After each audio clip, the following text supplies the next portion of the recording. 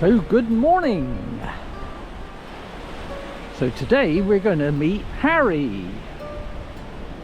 Harry who, I hear you say? Well, it's a famous Harry. Could be Harry Redknapp. He lives down this way. Could be Harry Belafonte. Nah, impossible. Could be Harry Kane. Nah, wrong side of the channel. How about Harry Potter? Maybe Prince Harry. No, wrong side of the ocean. Maybe Debbie Harry? No, it's none of those. It's even more famous. It's Old Harry. And Old Harry is across the water in the distance. So we are going to see Old Harry today. And it's cloudy at the moment, but the forecast says it should improve. So I hope you will come along with me and meet Old Harry. In fact, why is he even called Old Harry?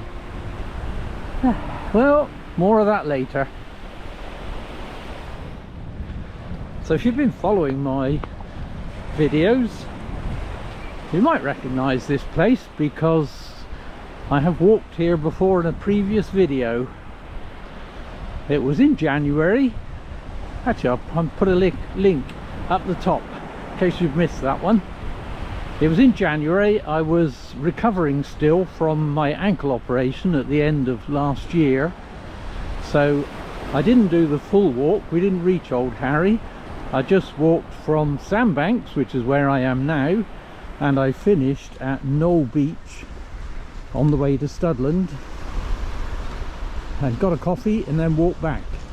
I think that was about a 9-mile walk if I remember rightly, and I was actually quite chuffed at the time, bearing in mind I'd not long ago had an operation.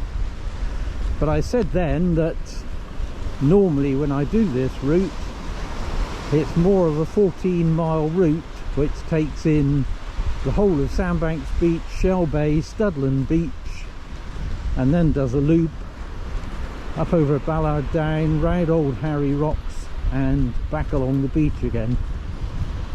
So that's what I'm attempting to do today. And hopefully we will make it. And partly the reason for doing this walk today, well, it's partly to test myself, because if I do it all 14 miles, it'll be the longest walk for a couple of years, I think. But it's also partly because the weather has been bad. We've had so much rain, and everywhere is totally boggy. And whilst they don't bother me, the conditions, I'm happy to walk in whatever the conditions. There are times when I think, oh, let's just have a slightly drier underfoot walk, and the beach and Chalk Hills is the place to go.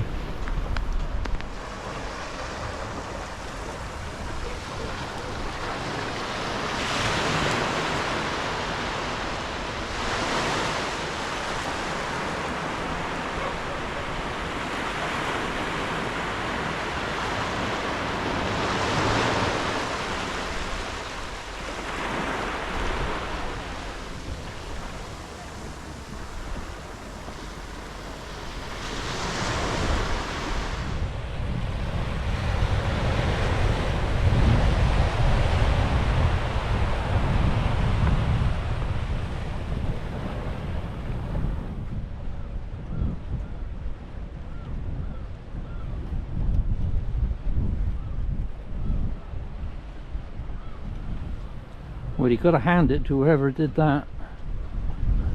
And I'm at the ferry nearly, but it's across the other side, so I've got to wait for it to come back.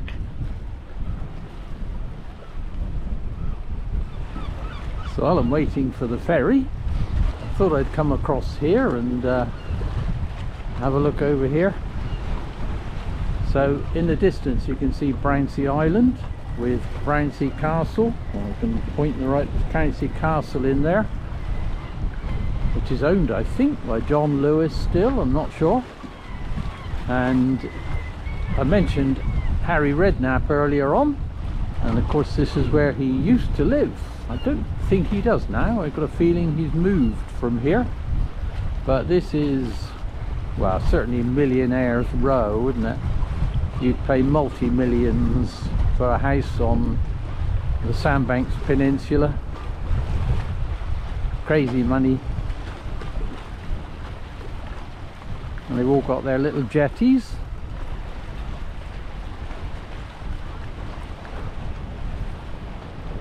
See across the other side, the ferry is still over there.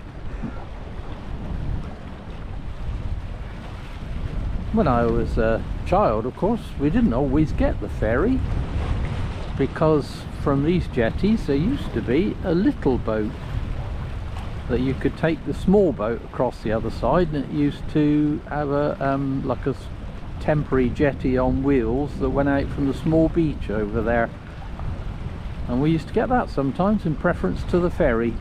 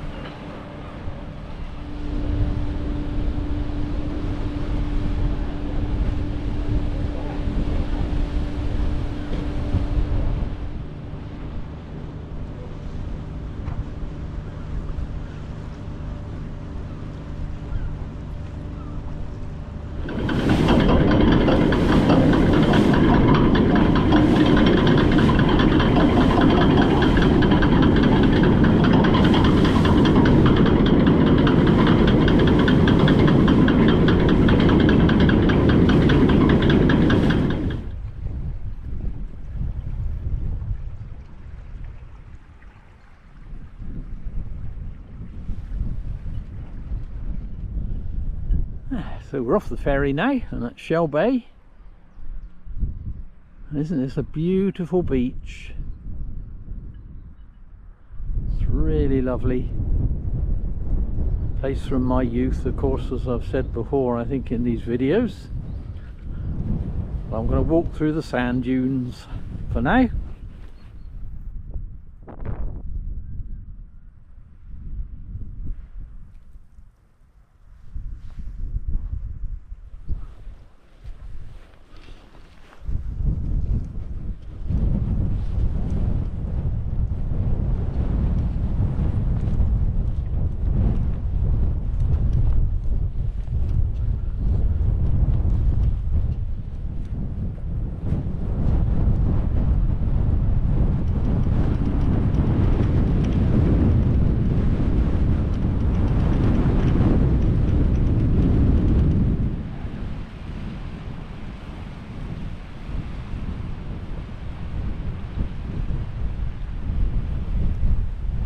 There's some nice clouds over there. I hope it's not going to come to anything, but we'll see.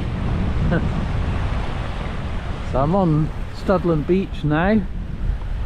It's such a beautiful beach. It's perfect, I think, almost. This lovely clean sand. It's just awesome. I love this beach. And walking along with that view, I mean, what could be better?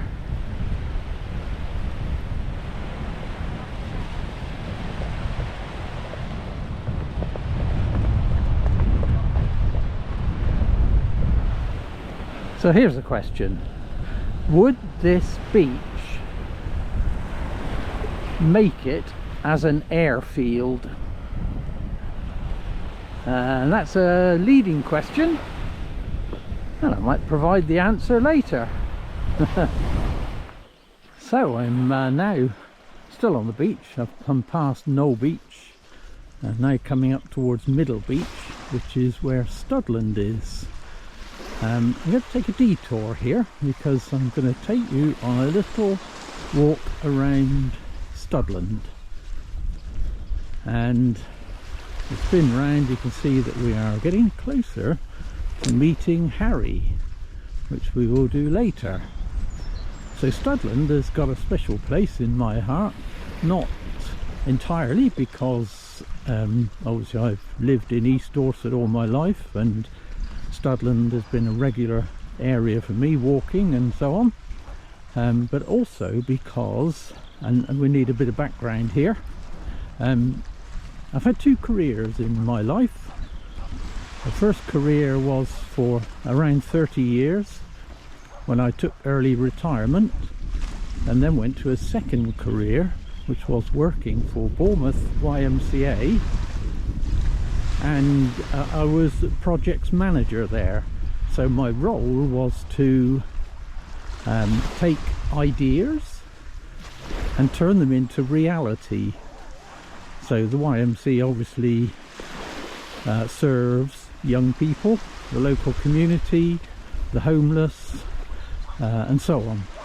So it was community projects, and yeah, my role was to set the projects up, and some of them were major projects too, and turn them into something that works, and then at that point I would hand them on to someone else who would then run them on a day-to-day basis, and I'd move on to the next project that needed setting up.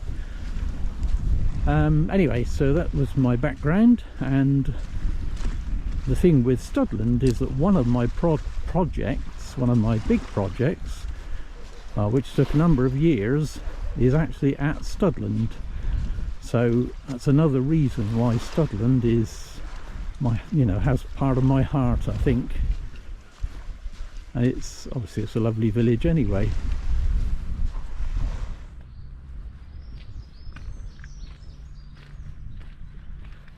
So Studland is it's a lovely village. Well, I call it a village. I don't think it's reached town status. And it was originally all part of the Banks estate. Banks estate owned Kingston Lacey near Wimborne. They owned Corfe Castle and the Studland, of course. So they owned a lot of land around here, and ultimately it was all given to the country in lieu of tax duties, I think, and so it was taken over by the National Trust, who own it all now. Apparently at one time it was known by the name Bloomsbury-on-Sea, and that's because apparently the Bloomsbury set used to be a regular haunt of theirs. They used to hang out here. It's also been home to quite a few kind of famous people, I guess. Virginia Woolf lived here. Enid Blyton, of course, lived here. Robert Groves, Aldous Huxley. There's quite a few well-known people have lived in Studland in the past. And yes, my project that I did quite a few years ago now is just up the road here. Oh, I'd forgotten about this. There is a village pond. No ducks though. And this is my project. This is known as Sandyholm now. It's a substantial house which is a retreat centre, activity centre, which is run by the YMCA. They don't own it, but it's run under licence by the YMCA, and all sorts of groups use this, and it was totally run down. The garden was extremely overgrown. It was like a jungle in here when I took it over. So my role was to clear it all out, basically. The house was damp, it had been empty for some years and not used, and so I had quite a big job basically to turn this around and turn it into something useful. So I turned it into a hostel, 28 bed hostel, which is used for various groups for retreats and activities and so on.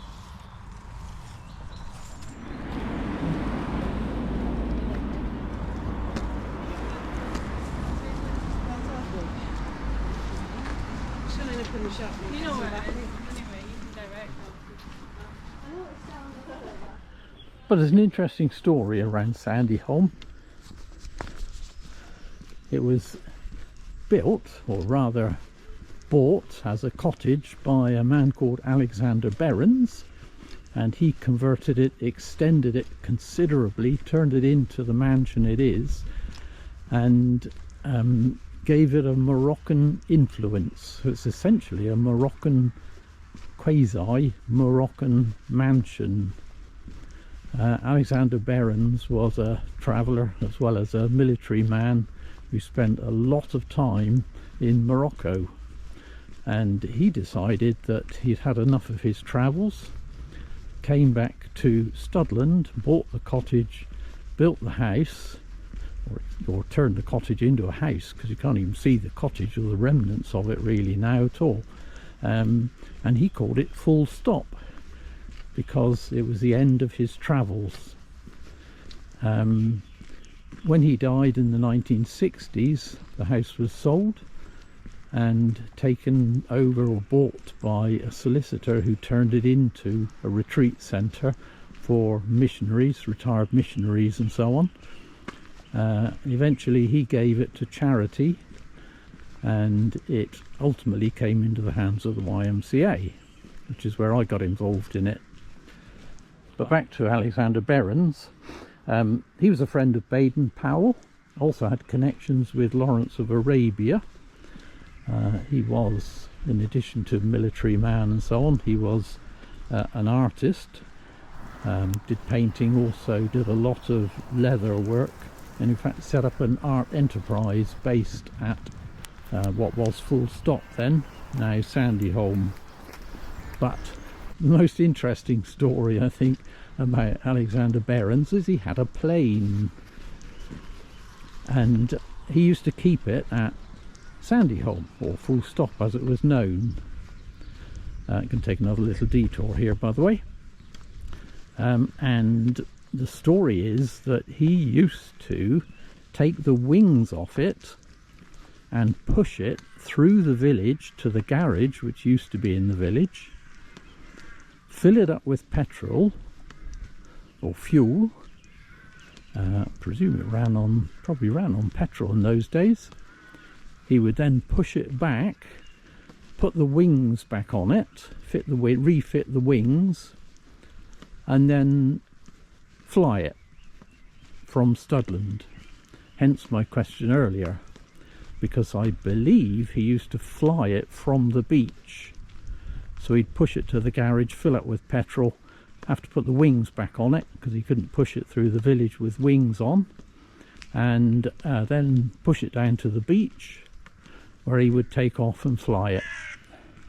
I think that's kind of quite a quirky story, I think. I mean, I like quirky things, quirky Dorset, and I reckon that's counts as pretty quirky to me. Can you imagine it?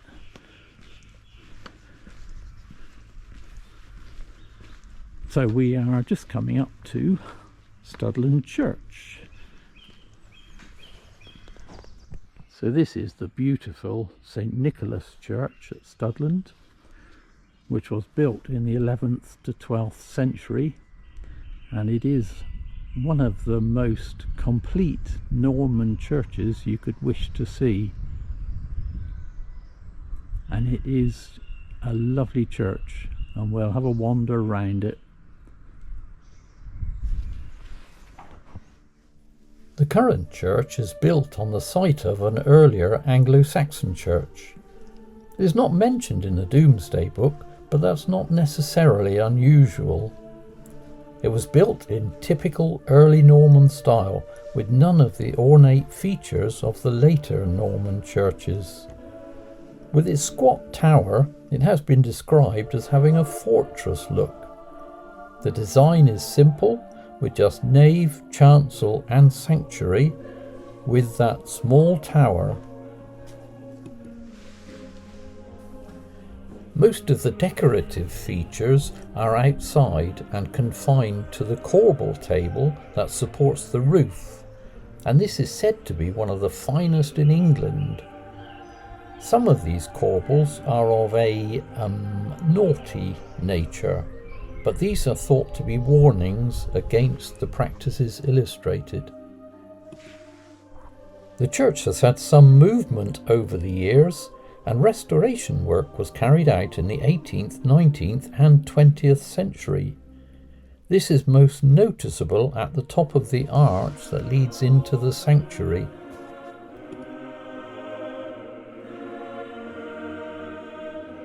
Above the sanctuary is a small room, possibly a storeroom or accommodation for visiting priests. Strangely, the only door to this is 20 feet up, with no stairs. It is thought to have been used for smuggling purposes.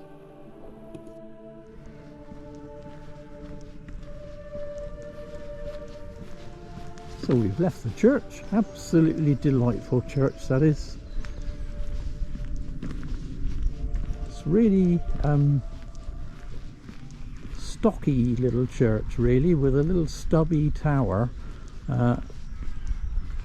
and I love it. It's just, it's the age. It's not often you get a complete Norman church, or virtually complete Norman church, so this is a really good one.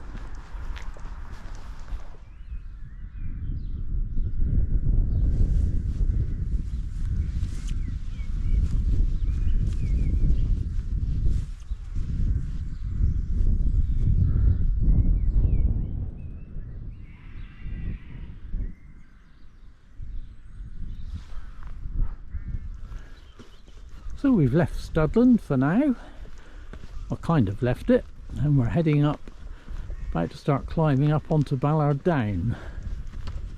But we're going to pass this housing development here, which is known as Gleeblands Estate. And it's a funny housing estate in some ways, because it's kind of part of Studland, but it's remote from Studland. And there's a story behind it. The story is that it was owned by the church. The land was owned by the church, and they wanted to sell it, so put it up for auction. A local landowner wanted to buy it, but his agent, who was going to do the bidding at the auction, missed his train, and consequently he didn't make the auction, therefore couldn't bid. So it went instead to a property developer who built houses on it. So yes, it's a kind of remote estate, but quite upmarket, I suppose you have to describe it. There are houses here, you're probably talking millions rather than thousands.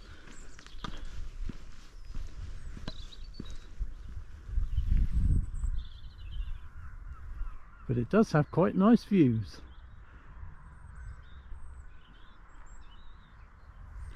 In fact,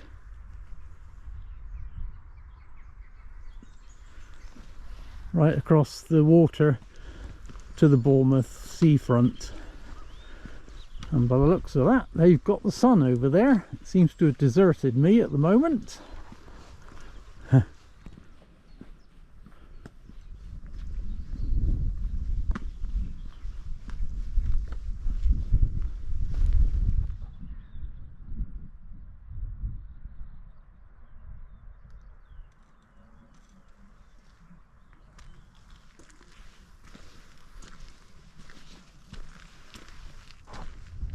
So we're nearly up the top, and you can see, looking back down, you can see the sun. Sun's actually on Studland Beach.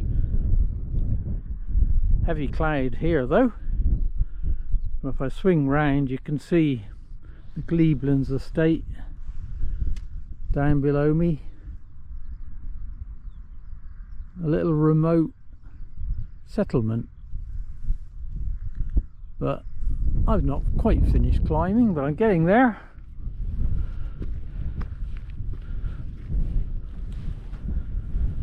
So I'm nearly at the top. I can see my stone seat, rest and be thankful. And I might do just that.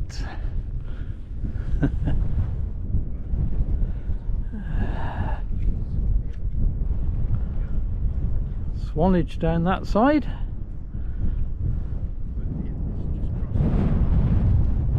Ballard Down straight ahead. Studland down that side. So I'm walking Ballard Down again, one of my favourite places, as I'm sure I've said before in previous videos. I love Ballard Down. Skylarks were singing just now, but can't hear them now, and it's quite windy up here. Oh, there's a little bit of sun breaking through as well. Yes. I suspect it's not going to come to much though. So I'm kind of more or less at the halfway point now, about 7 miles into this walk. Another 7 to do, and it's been good. It's been good so far. I've really enjoyed it, and it's a funny thing. I did a bit of an analysis on my miles walked recently, comparing this year to last year. So for the first 2 months of last year, and I was looking at longer walks, so walks of 9 miles plus. For the first 2 months, January and February last year, I actually only did one walk that was 9 miles. Which is really interesting, because when I analysed this year, I've done 10 walks of over 9 miles in January and February, so that's considerably different. I really remember well last year I used to get to about 7 miles and I'd be really struggling with the pain in the ankle. So something has changed to enable me to walk better this year, and I don't actually know what that is. There are 3 possibilities. I had the operation end of last year to remove the screw that was in my ankle, but I don't see how that would actually enable me to walk better. More likely I've been taking turmeric every day, and quite a lot of people with arthritis swear by turmeric, so that's a possibility that that's helped. The other thing is that earlier in the year I was pushing through the pain a lot, and so it is possible that maybe, in my theory, that I've strengthened the ankle in doing that, and that has compensated in some way for the arthritis. I don't know. So that's 3 things I thought about, and I don't know which of those, if any, it is. But it's really odd, because January and February, with the damp, cold months, is when my arthritis is at its worst. So anyway, whatever's doing it, I hope it continues to do it, because I'm really looking forward to getting some longer walks in this year and trialing going backpacking again. But I don't know whether I'll be able to manage the weight, or whether my ankle will just think, oh no, I can't cope with this, you know, and kind of give up. Anyway, we don't know till we try it, do we? At the moment I'm loving it, so it's all good, even if the sun's not shining much today.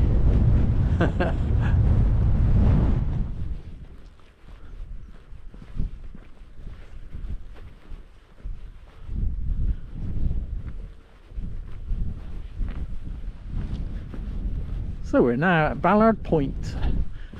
Been here before. Ooh. See some nesting birds around here. Corvid had a beak full of twigs.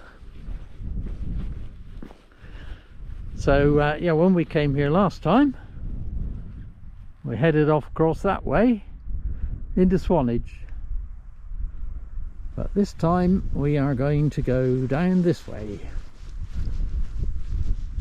and see if we can find Harry.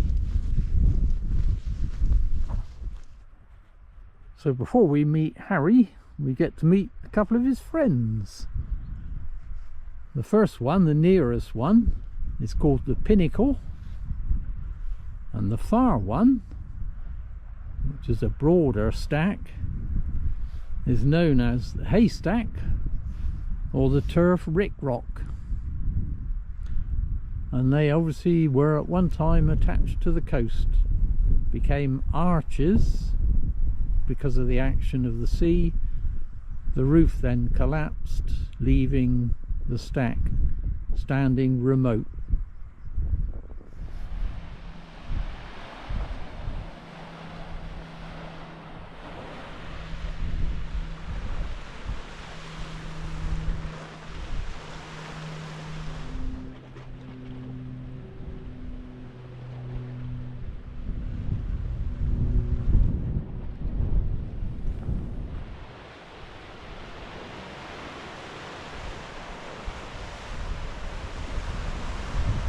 Here we've got a stack already forming. You can see down there, there's already a hole through it, which will get bigger and bigger with the action of the sea until it breaks off into a separate stack.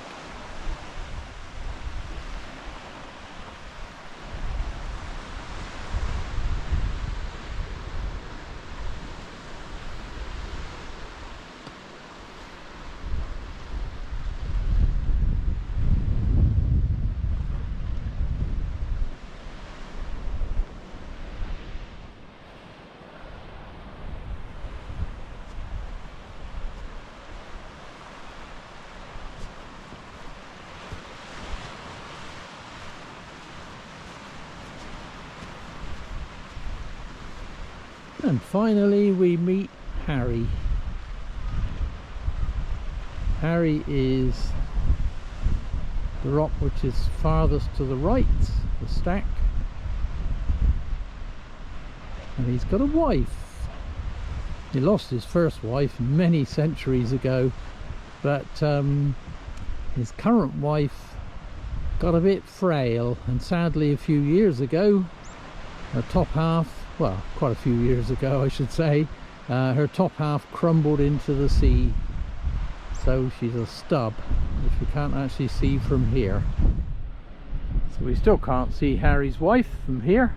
We'll get her in a minute, but Harry is on the right. The large stack is no man's land, and then of course next to that we've got the mainland.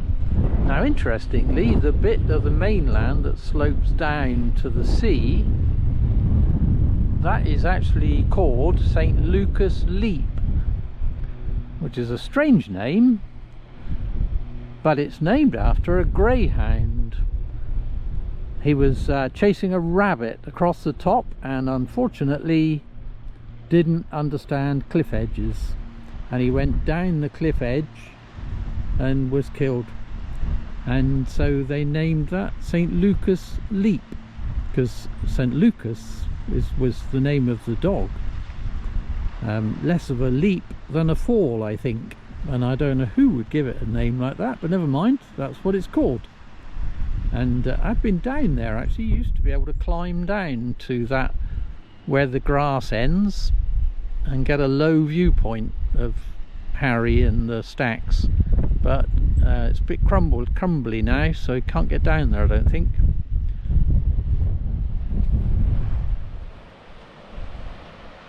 And looking the other way, we can see the two pinnacles we saw earlier, or the two stacks we saw earlier. The far one is the pinnacle, the pointy one. The nearest one is the haystack, and beyond that in the distance you can see Swanage.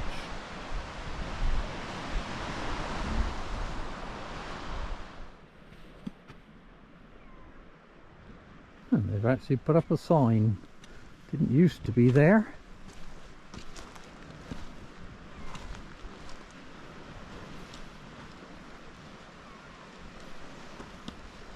You can see where the path goes. Follows the ridge and then drops down off the end down to a platform halfway down. But you can see how dodgy that is now. You really wouldn't want to do it. But I've done it several times.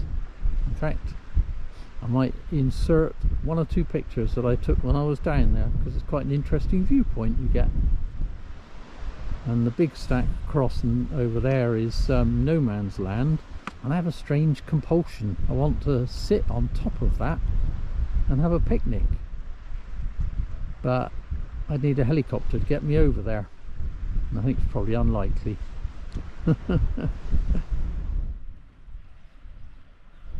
See the state those cliffs are in. There's another hole there. There's holes appearing all over them,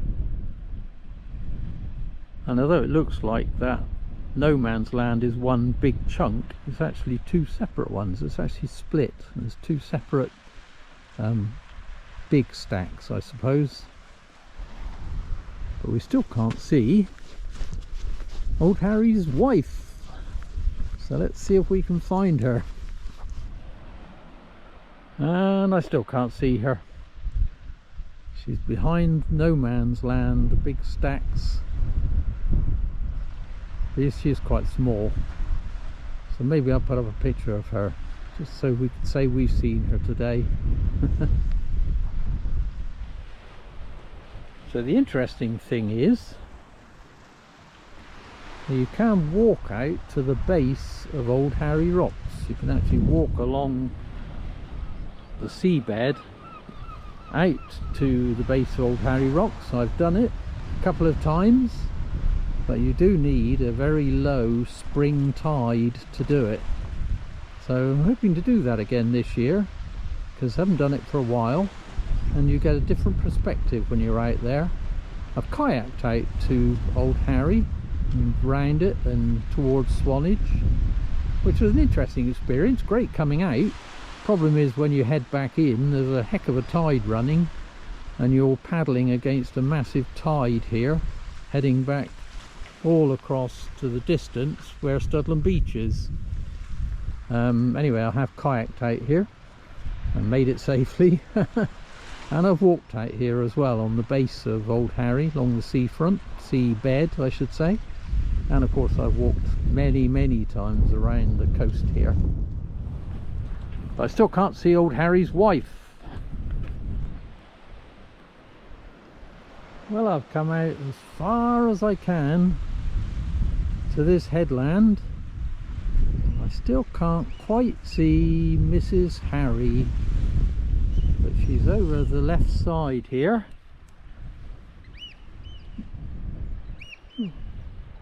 Oyster catcher. Yes, she's over the left side, just tucked away behind. So I've been here millions of times, and I don't think I've ever noticed before that you can't actually see Mrs. Harry from anywhere on the coast. Or at least you can probably just see a little tiny bit of her on the left hand side. Oh well, we tried. We met Harry anyway.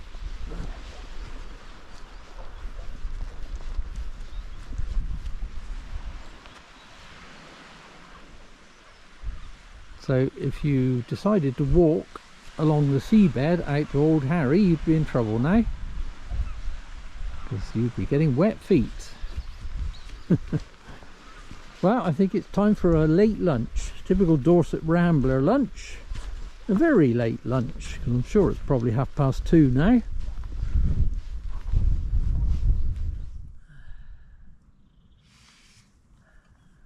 So we still haven't answered the question of where Harry got his name from. Well, there are 3 possibilities. The first is he's named after the devil, who is known euphemistically as Old Harry. Apparently he fell asleep here.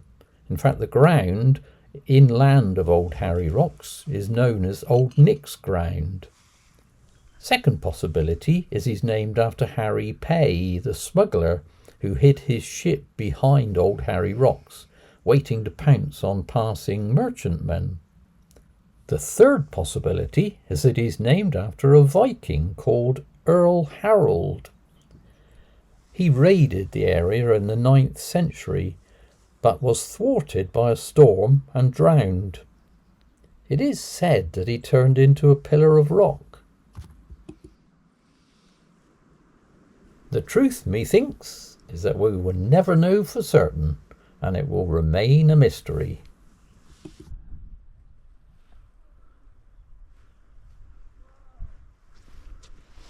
Oh, that was a nice little spot for lunch. Interesting conditions though, because the rain came in. And the visibility has really gone. Can't see across the other side to Bournemouth coast. So we are fed, watered and rested.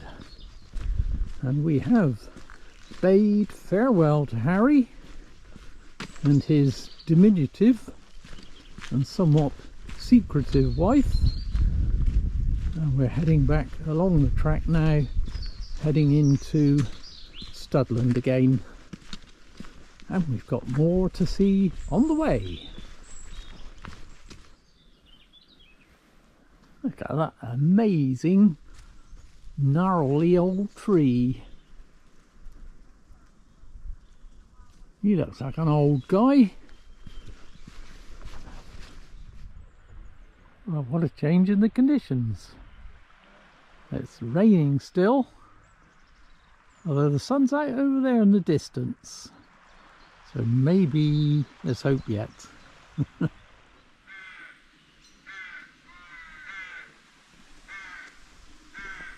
So we are back in Studland temporarily.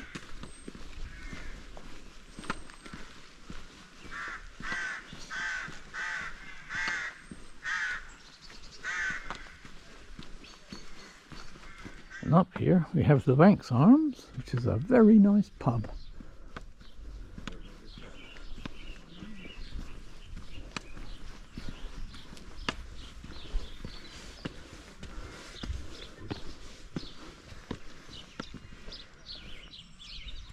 With a very nice beer garden.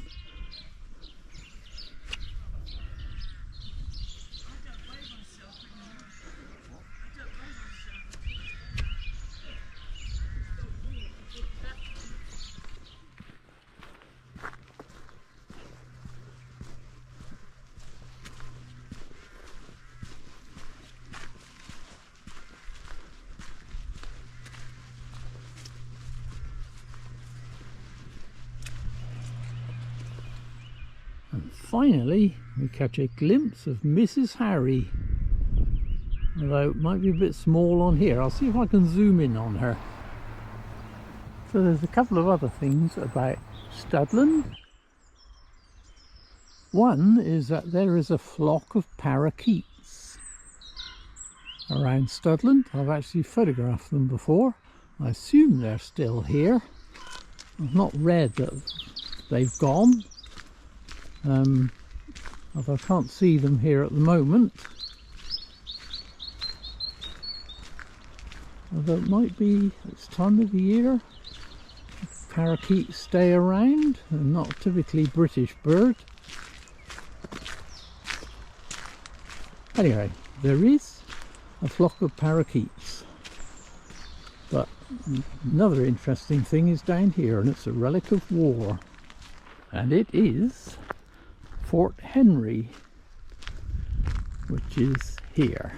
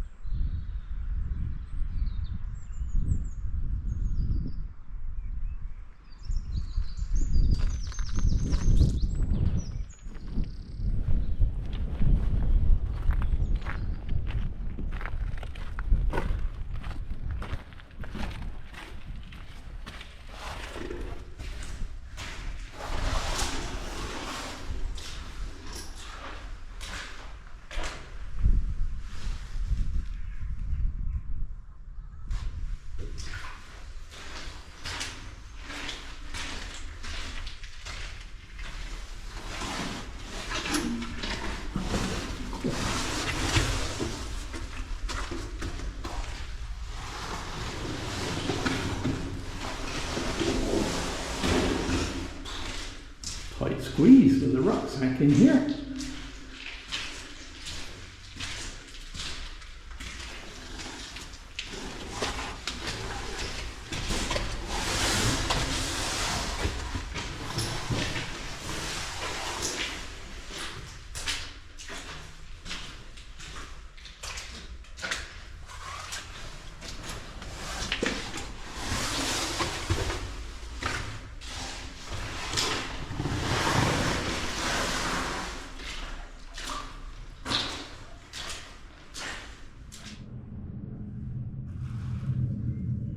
So Fort Henry is a World War II observation bunker.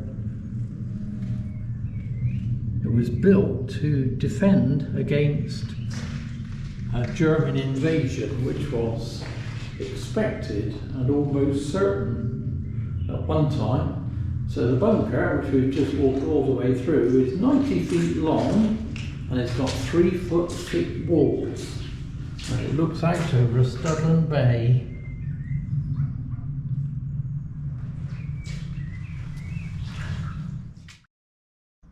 There was also this gun post, which and storage unit underneath, which actually predates Fort Henry, but it was no longer needed, so they built Fort Henry in front of it.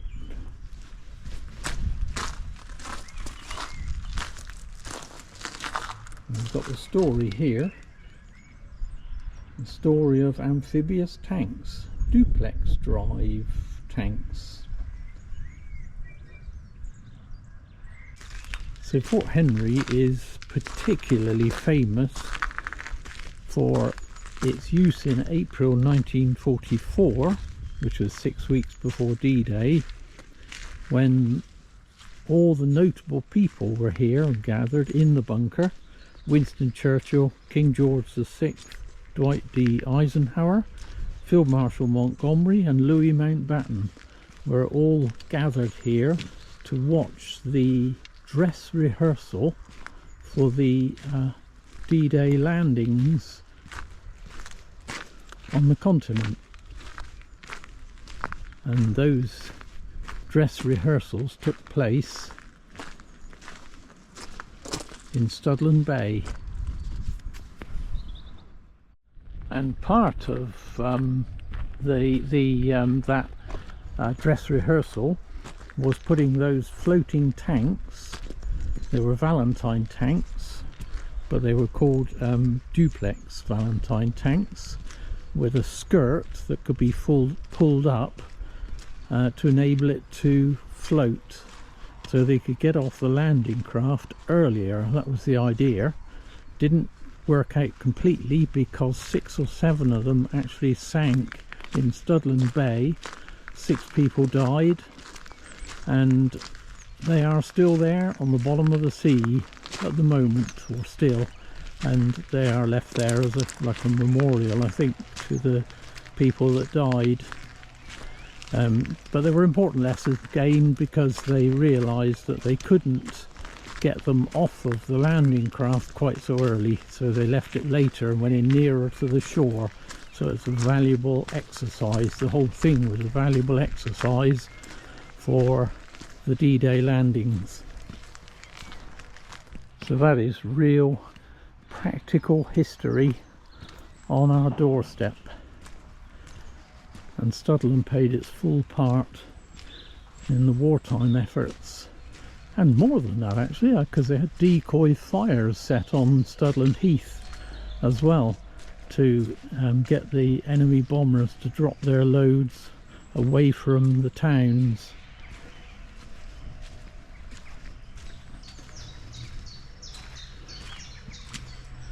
Now we have some interesting Studland residents in here. Oh, they're up the top. I doubt they'll come out on the video.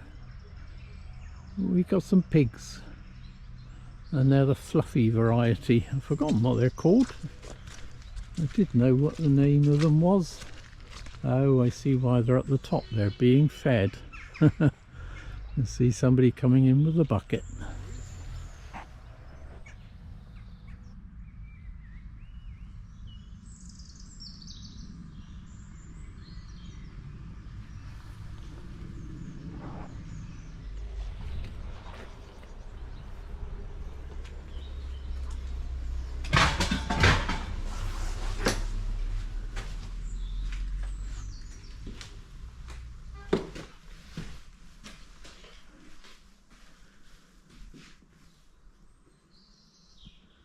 This is an interesting place.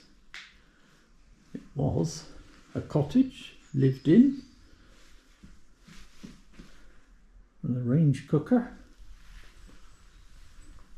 and a bed up there. And it's been turned into a second-hand book selling shop.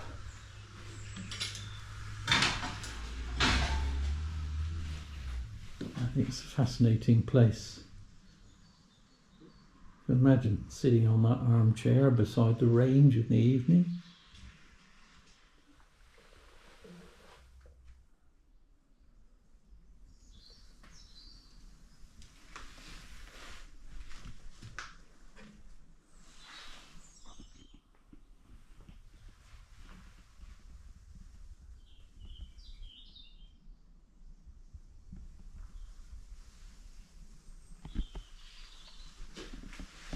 I'm assuming they had a ladder to get up there.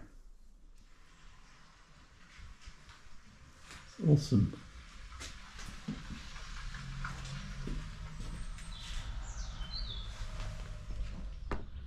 So I said earlier that the Banks family owned all of this area, so when they used to come in the summer months to Studland, they would stay at the manor, which is now the Pig on the Beach hotel, and when they came they would bring their groom with them, and the groom would live in this cottage. This is the groom's cottage, and the role of the groom was to look after the Banks family's horses while they were here in Studland, and so that's where the groom used to live.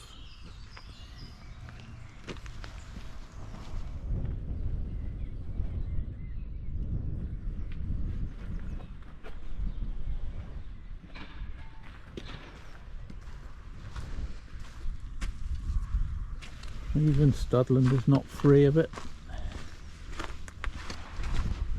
So yeah, these old cottages, they just intrigue me. I think I go into places like that and I can kind of imagine, or try to imagine, what life was like with the kind of rocking chair by the range. You kind of think, who used it? What were the people like? If you were to meet them today, what would they be friendly? What would they be like? Now, there are times I think, wouldn't it be good to have a kind of time machine to be able to stand there and go back and in secret and watch and see what they're like. That fascinates me.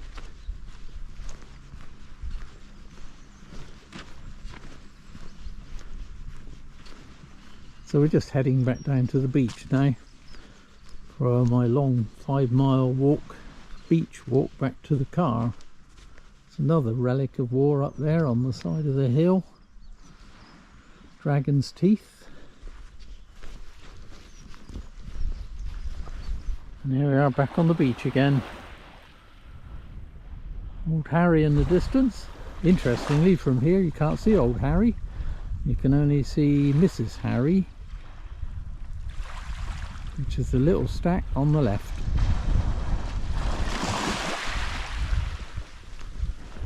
So we're off along the beach now. And sadly, the sun has not made an appearance again.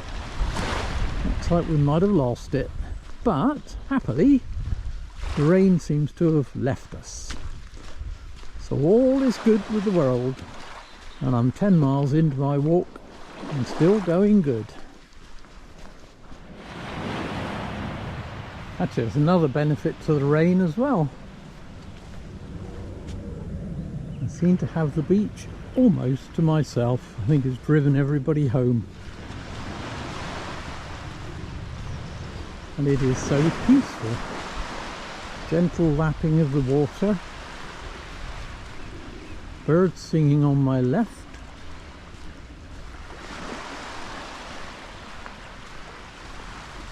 And no wind, because I'm out of the wind. I'm sheltered down here.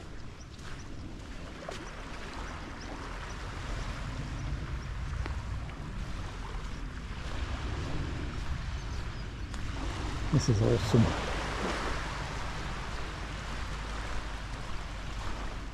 So this is something that Studland Beach does suffer from.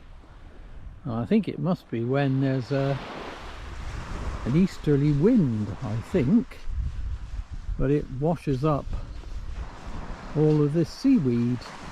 This is not actually too bad. I've seen it way worse than this, and they do gather it. I think they come and gather it in and use it, but it does kind of make this part of the beach look a bit mucky kind of thing.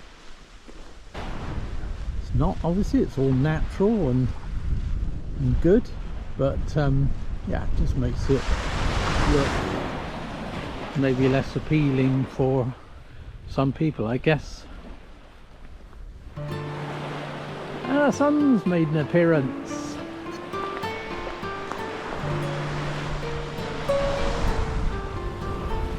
And it's bright too. Oops. And I just passed a nudist. Better in there.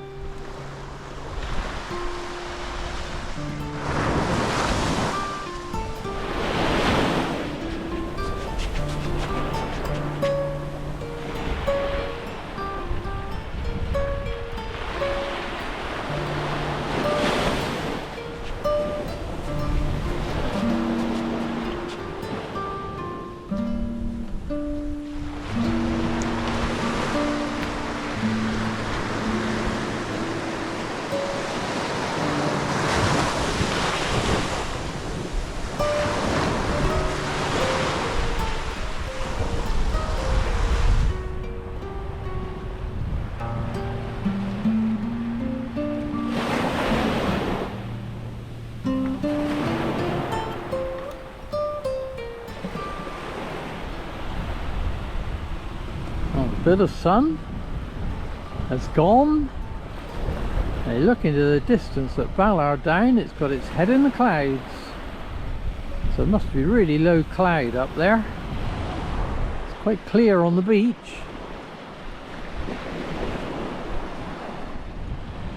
Oh, nearly back at the ferry. Looks like I've timed it just right because it's just coming across. I should be able to get this one back.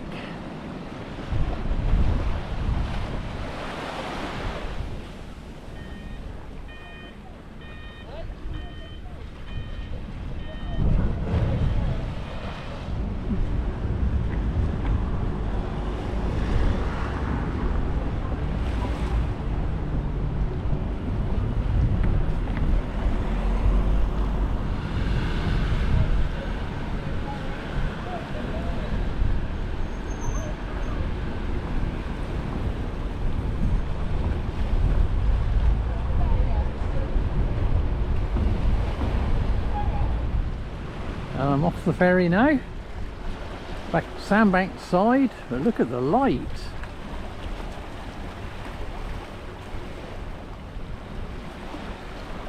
Lovely light in the clouds.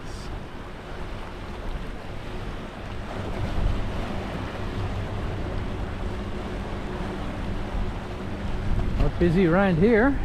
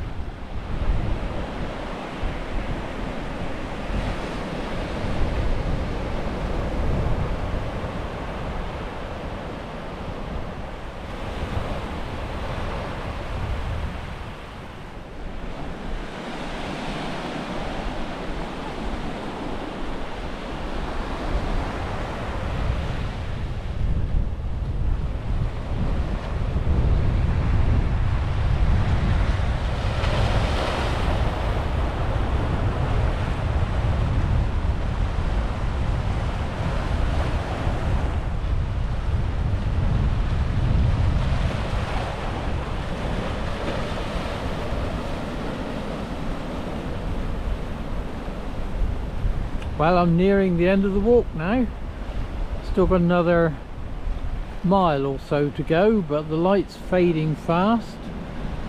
Looking back the way we've come, you can see how the cloud has really dropped down and it's closed in all over the Ballard Down and the Purbex. Harry's disappearing into the darkness.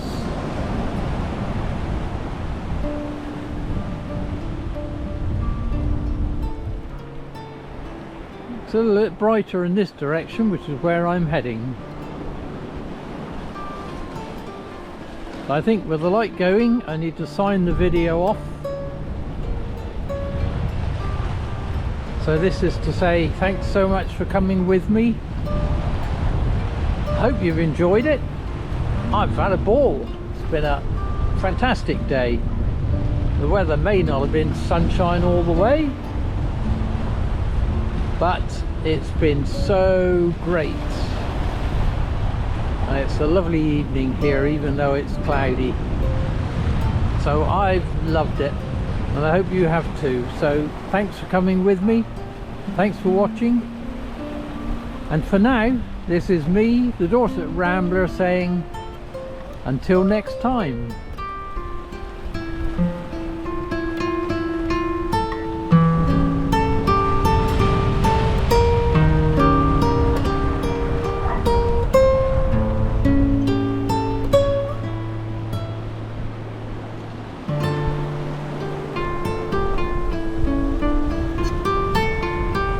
Thank you.